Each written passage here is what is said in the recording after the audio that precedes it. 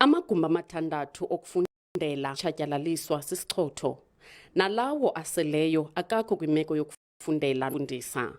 Abafundi nootitshala baya bemathidala esikolweni.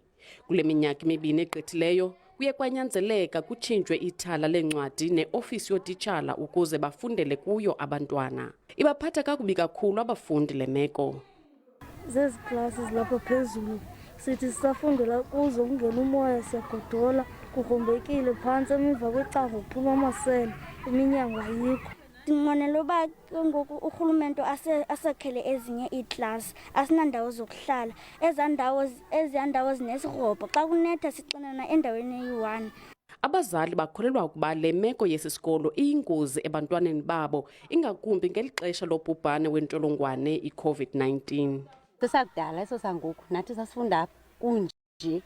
Ngoku sentsho uba kwa ezi zizikhombayo ndithi zingcono, xa kunethayo amanzi ayangena. Isebe lemfundo esisiseko kwiphondo lithi linolwazi ngemeko yesikolo, kodwa isithethi uMalibongwe-Mtima uthi ingxaki zezimali zizo ezibangela ukurhuqa inyawo kwezicwangciso zabo.